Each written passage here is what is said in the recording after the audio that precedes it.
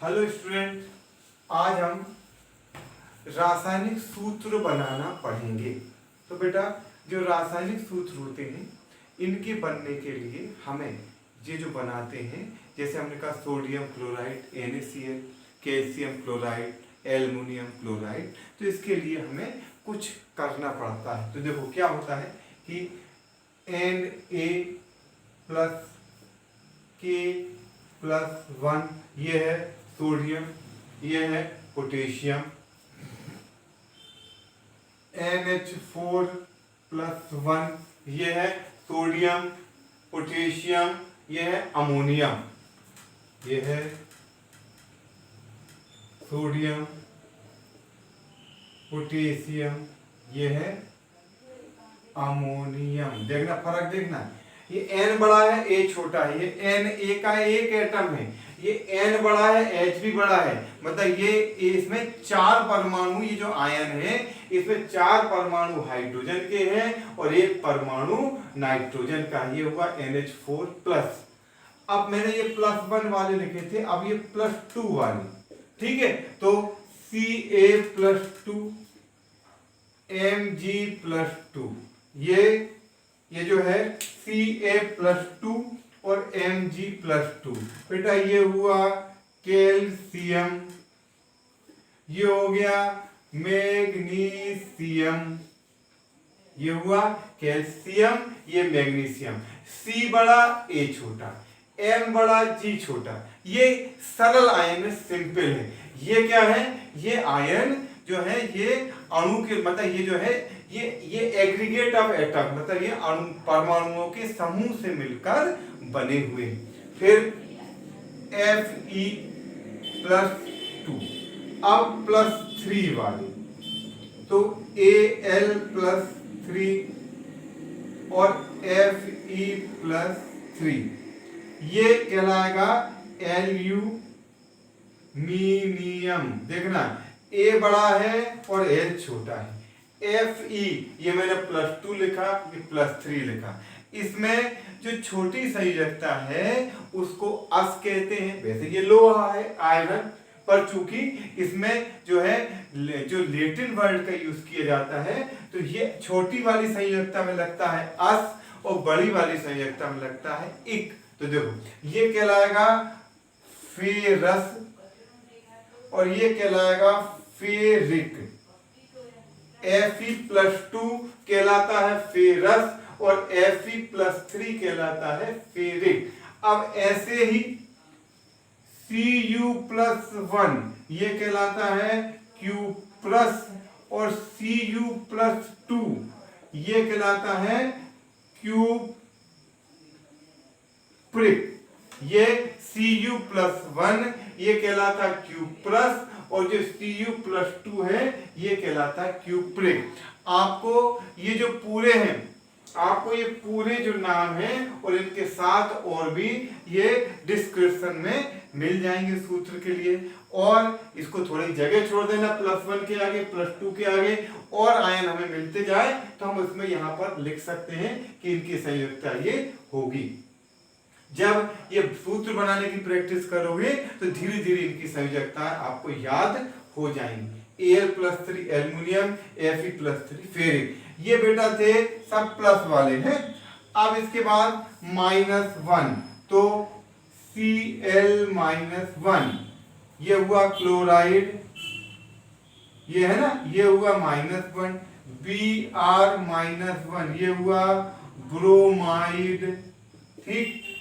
फिर OH-1, देखना OH-1, O भी बड़ा है और H भी बड़ा है, मतलब ये एग्रीगेट ऑफ 2 एटम, ये दो परमाणुओं से मिलकर बना है। ये कहलाता है हाइड्रोक्साइड, ये हुआ हाइड्रोक्साइड।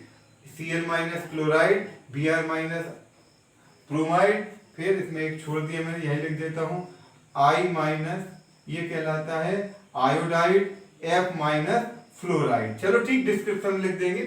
फिर NO3-1 ये कहलाता है nitrate, NO3-1 N NO3-1 nitrate, nitrate NO2 -1 nitrite. ठीक, यहां मैंने लिख दिया, अब मैं आपको लिख दूंगा। चलो अब इसके बाद -2 CO3 -2 ये है कार्बोनेट। SO4 -2 ये है सल्फेट। और O-2 ये है ऑक्साइड। मतलब देखो आइड लगता है, आयोडाइड, क्लोराइड, ब्रोमाइड, ऑक्साइड, फिर -3 तो ये PO4 -3 और N-3 ये हुआ फॉस्फेट और ये हुआ नाइट्राइड। ये हुआ नाइट्राइड, ये हुआ नाइट्राइड, ये हो गया नाइट्राइड। देखो देखो ये हुआ कि ये हुआ नाइट्राइड, ये हो गया नाइट्राइड। ठीक बेटा, ये हो गया नाइट्राइड। अब इसके बाद ये सभी लोग कहते हैं कि आपको बोलता हूं कि यदि आपको ये वीडियो अच्छा लगे तो इसको आप लाइक करना। ठीक, बहुत अच्छी बात है। यदि आपको पसंद आए पढ़ाने का तरीका तो इसको लाइक जरूर करना। चलो ठीक, Na+1 sodium, potassium, ammonium, Q+। ध्यान देना Na छोटा है, K N बड़ा, H बड़ा, NH4+, C बड़ा, U छोटा, Cu+1, Ca+2, C बड़ा, A छोटा है, Mg+2, Fe+2, Cu+2। ठीक, थोड़े मेरे हैंड्स अच्छे नहीं है, पर इसके आप जो डिस्क्रिप्शन में देखोगे तो इसमें तुम्हें और भी कुछ मिलेंगे और इसमें ठीक है उसको आप अच्छे से उतार लेना। ठीक, ये मैंने जगह बचा इसलिए है कि इससे अब आपको मैं सूत्र बनाना बताऊंगा और फिर सूत्र बनाने से समीकरण बनाना और समीकरण बनाने से समीकरण को संतुलित करना या उनको बैलेंस करना। किस तरह से हम, मतलब वह प्रोसेस जिससे कि हम इक्वेशन को बैलेंस करते हैं, संतुलित करते हैं। ठीक, अब देखो ये हो गया तुम्हारा A बड़ा L छोटा, Al+3, F बड़ा E। देखो अब Cu जब +1 है तो ये Q+ है, जब Cu+2 है तो ये Q' है। ये चूंकि छोटी संयोजकता है इसलिए इसको अस्त लिखते हैं। तो देखो एक्चुअल में ये बड़ी सब चीजें इंग्लिश में है, तो ये है CuPrOUS, ये हो गया Q+। ये इंग्लिश में CuPric, ये Q', ये अस है और ये एक है। ये देखो ये फेरस है, FeRROUS, ये अस है, ये फेरस है। ये FeRRIc, ये एक है, ये फेरिक है। देखो बनी हुई ये चीज चूंकि अंग्रेजी में है इसलिए हमें इनको ऐसे ही सीखना पड़ेगा। ये है फेरस, ये है फेरिक, ये है Q+, ये है Q'। ठीक, अब C बड़ा L छोटा, Cl- क्लोराइड, B बड़ा R छोटा, Br- ब्रोमाइड, O बड़ा Hb बड़ा, OH- हाइड्रोक्साइड, CO3-2 ये C बड़ा O बड़ा 3-2, S बड़ा और O भी बड़ा, SO4-2 ये केवल O oxide, O-2।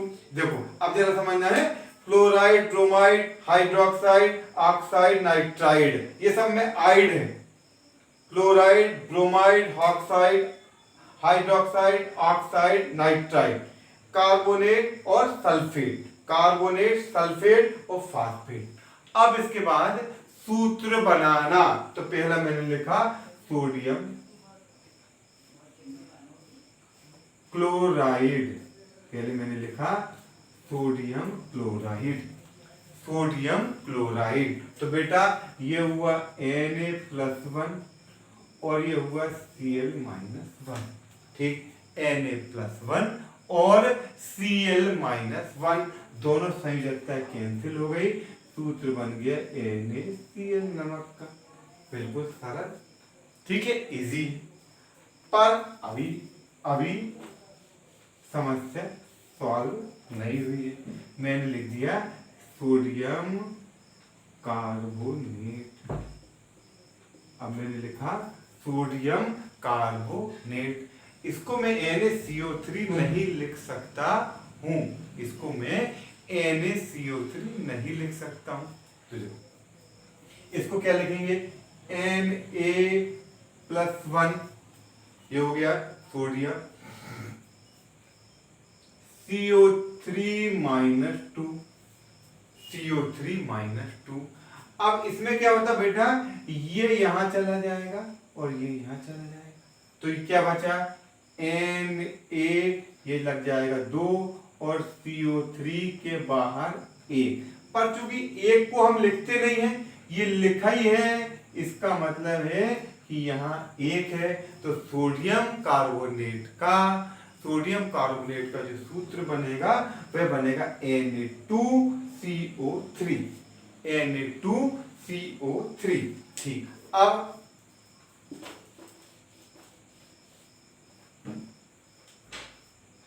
Sodium phosphate. अब आपको ऐसा लगता है कि अभी कैसे याद होंगे, अभी ये आप कहीं एक पन्ने में लिख लो और उससे सूत्र बनाओ। जब धीरे धीरे, देखो बेटा क्या है, practice makes a man perfect. जब धीरे धीरे आप इसकी प्रैक्टिस करोगे तो आपको ये धीरे धीरे याद होने लगेंगे। Sodium Na+1, phosphate PO4-3, phosphate PO4-3, ये जो हो गया, ये हो गया phosphate PO4-3।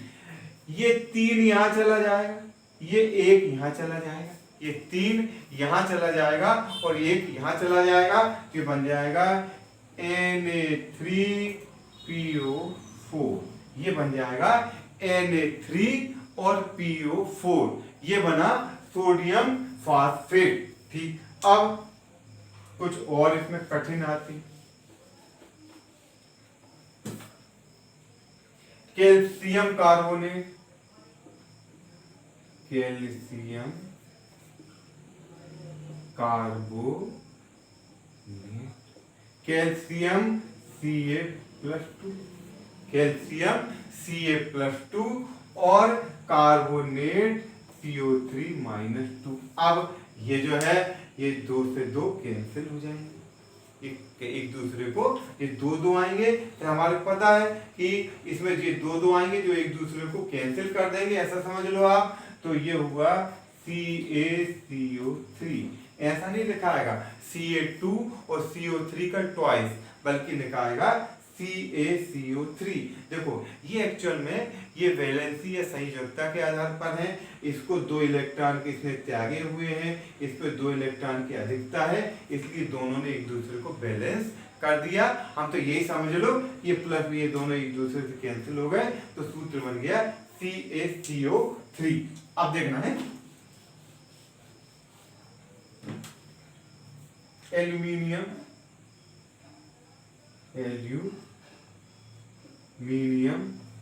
Sulphate, aluminium sulphate, ये हम कर रहे हैं एल्यूमिनियम सल्फेट। तो एल्यूमिनियम मतलब Al+3 और सल्फेट मतलब SO4-2। एल्यूमिनियम मतलब Al+3 और सल्फेट मतलब SO4-2। ये 2 यहाँ चला जाएगा, ये 3 यहाँ चला जाएगा, तो बन जाएगा Al2SO4 का थ्राइस, ये बनेगा Al2 और SO4 का थ्राइस, ये हुआ एल्यूमिनियम सल्फेट। ठीक, अब यदि यहां होता एल्यूमिनियम क्लोराइड, तो ये हुआ Al+3, ये हुआ एल्यूमिनियम क्लोराइड Cl-1। ठीक है, Al+3 और Cl-1, ये 3 यहां चला जाएगा, ये 1 यहां जाएगा, तो बनेगा AlCl3, ये बनेगा AlCl3, ये कहलाएगा एल्यूमिनियम क्लोराइड। अब aluminium aluminium phosphate aluminium phosphate. तो Al+3 और PO4 -3 सॉरी APO4-3। तो क्या होगा, ये Al+3 और PO4 3 से 3 कैंसिल हो जाएंगे, तो सूत्र बनेगा AlPO4। जो फार्मूला बनेगा वह बनेगा AlPO4। ठीक है। अब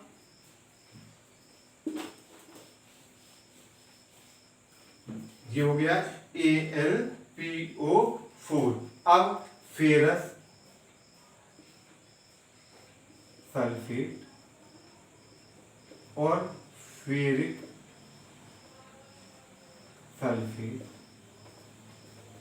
फेरस सल्फेट और फेरिक सल्फेट। तो पहले बनाए मैंने फेरस सल्फेट, तो ये बेटा हुआ Fe+2।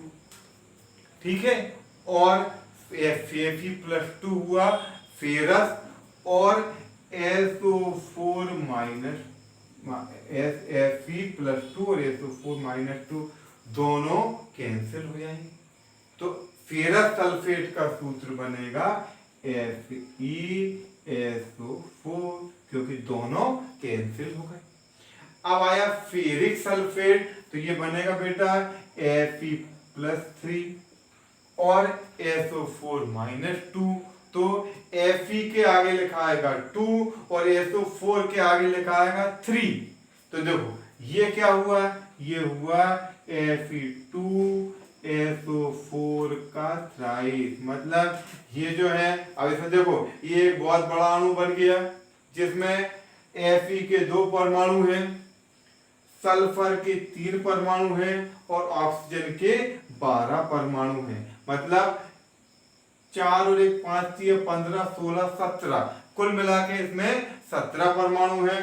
2 परमाणु Fe के, 1 परमाणु सल्फर का, नहीं सॉरी 3, ये 1 3 3, 2 और 3 5, 5 और 4 3 12, 12 और 5 17। इसमें कुल परमाणुओं की 17 की संख्या होगी 17। अब चलो एक और जटिल बनाता हूं थोड़ा। अमोनियम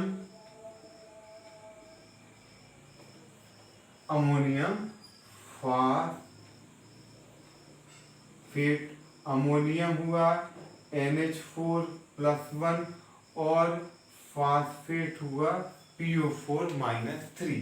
अमोनियम हुआ NH4+1 और फॉस्फेट हुआ PO4-3। तो बेटा देखो है, ये यहां चला जाएगा, ये यहां चला जाएगा, तो बना NH4 का थ्राइस और PO4, NH4 का थ्राइस और PO4। अपन गिने इसमें कितने परमाणु होंगे, इसमें नाइट्रोजन का 1 परमाणु होगा, 1 होगा, कितने होंगे, इसमें नाइट्रोजन के 3 परमाणु होंगे, हाइड्रोजन के 4 होंगे, 4 नहीं होंगे, उधर बाहर 3 का गुणा है, तो 4 3 12, मतलब कुल मिला के ये हो गए 15। फास्फोरस का 1 16 और ऑक्सीजन के 4, 16 और 4 20। तो कुल परमाणुओं की संख्या हो गई 4 और 1 5 3 15 16 17 18 19 20। ये हुआ अमोनियम फॉस्फेट। अब अभी मैंने आपको, देखो ये आप कोई भी ट्राई कर सकते हो, केवल क्या करना है, एक प्लस को लेना है एक माइनस के साथ। मैग्नीशियम हाइड्रोक्साइड, मैग्नीशियम मतलब Mg+2 है ना, ये हो गया मैग्नीशियम, और हाइड्रोक्साइड मतलब OH-1, Mg+2 और OH-1। तो Mg+2 मतलब Mg और OH का 2, Mg और ये 2 उधर चला जाएगा, तो बन जाएगा MgOH का ट्वाइस। ये बना मैग्नीशियम हाइड्रोक्साइड, ये बना MgOH का 2, ये हो गया मैग्नीशियम हाइड्रोक्साइड MgOH2। तो ये हो गया मैग्नीशियम हाइड्रोक्साइड। ठीक, तो ठीक है बेटा, देखो अब क्या है कि ये जो है ये आप करना, इस ये प्रैक्टिस दूंगा मैं आज आपको डिस्क्रिप्शन के नोट्स में, वो प्रैक्टिस करना। कल इससे बनाऊंगा सूत्र से समीकरण बनाना और फिर समीकरण को बैलेंस करना। ठीक, चलो एक बार और लास्ट में बोल रहा हूँ, मैं एक बार बोल चुका हूँ बेटा, यदि वीडियो अच्छा लगे तो प्लीज इसको लाइक कीजिए। ओके बेटा, थैंक यू।